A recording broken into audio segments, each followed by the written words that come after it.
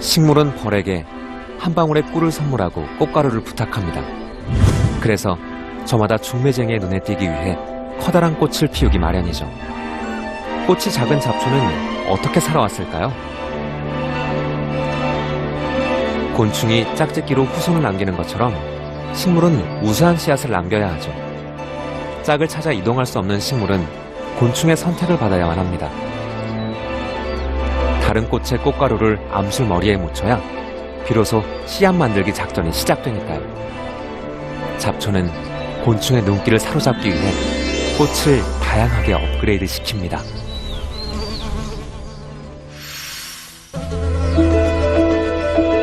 빠르게 변화하는 환경 속에서 오래오래 살아남을 우수한 씨앗을 남기는 것, 식물이 꽃을 피우는 목적입니다. 제법 커 보이는 서양민들레도 사실은 이처럼 작은 꽃을 모아 크게 보이게 했습니다. 작게 태어났지만 크게 보일 순 없을까? 별꽃은 5mm의 작은 꽃잎을 효과적으로 활용합니다. 하나의 꽃잎을 둘로 나누어 2배로 커 보이게 하죠. 마치 밤하늘의 별처럼 피어나죠? 수염가래는 꽃잎을 최대한 길게 내려 자신의 욕망을 드러냅니다. 오후에 꽃을 피우는 한울타리, 꽃잎을 실처럼 가늘게 만들어 커다랗게 부풀립니다. 밤에 꿀을 찾는 줄박각시나방의 발길을 붙잡기 위함이죠. 토끼풀이라 불리는 클로버, 꽃대 끝에 여러 개의 작은 꽃을 달아 커 보이게 합니다. 그런데 자세히 보면 아랫부분에 마른 꽃잎까지 달고 있는데 왜 그럴까요? 다른 꽃은 수분이 되면 바로 꽃잎을 떨어뜨립니다. 하지만 클로버는 다릅니다.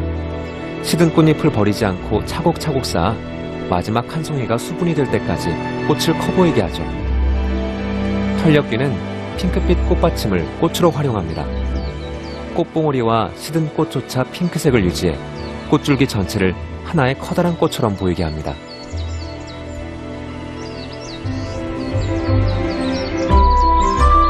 곤충을 불러들이기 위해선 꽃이 커 보이는 것만이 능사는 아닙니다. 광대나물처럼 아랫잎술을 내밀어 곤충을 위한 편의시설을 제공하기도 하죠. 아랫꽃잎을 넓혀 곤충의 착지를 도와줍니다.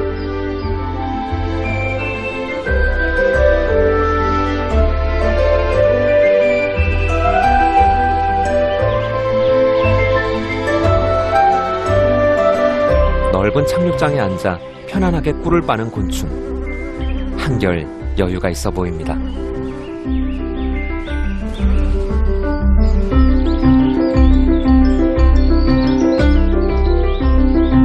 꽃잎이 2장뿐인 달개장풀은 꽃가루 뭉치를 커다랗게 만듭니다. 사실 이 꽃가루 뭉치는 꽃가루가 거의 없는 가짜. 꽃가루를 좋아하는 등해를 유혹하기 위한 미끼일 뿐이죠.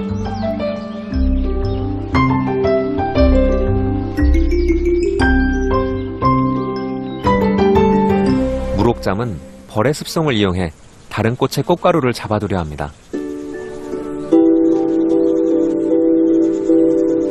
다섯 개의 미끼용 허수술 밑에 생식용 수술과 암술이 1개씩 있습니다. 자세히 살펴보면 꽃마다 생식용 수술과 암술의 위치가 바뀌어 있는 걸 알 수 있습니다.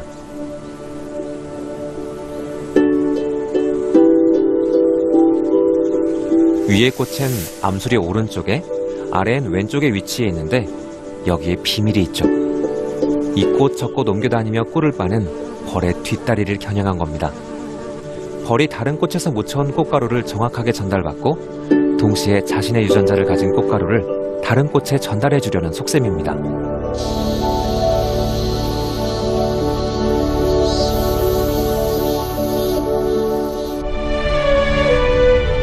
꿀과 향기, 그리고 꽃잎을 만드는 데는 많은 에너지가 필요합니다.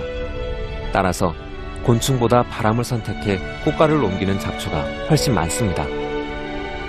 풍매화는 바람을 이용하기 위해 작고 가벼운 꽃가루 생산에 집중합니다.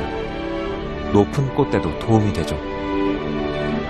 풀베기를 게을리하면 텃밭을 점령해버린다는 한삼덩굴. 꽃가루 주머니를 가느다란 실에 매달고 있습니다. 바람에 잘 흔들리기 위함이죠. 가벼운 꽃가루는 바람을 타고 이웃 암술에게 전해집니다.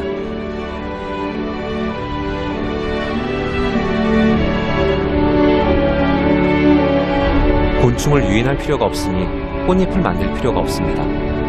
풍묘화는 그저 바람에 잘 흔들리는 수술과 날리는 꽃가루를 잡을 수 있는 암술, 이렇게 단순한 구조만으로 새로운 자손을 만들어냅니다.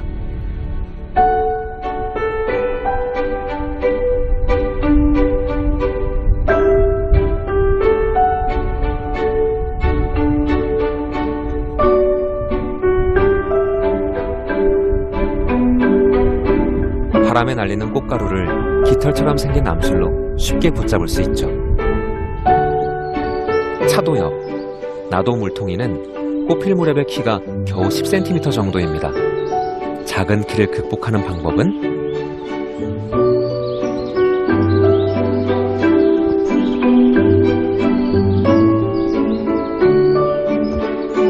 비밀은 구부러진 수술대에 있습니다.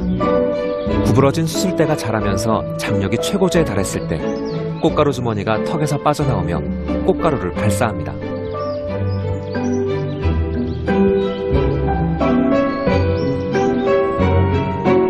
바람이 지나지 않는 곳에서 사는 잡초의 생존 비법입니다. 독고마리는 밀어내기로 꽃가루를 날리는데요.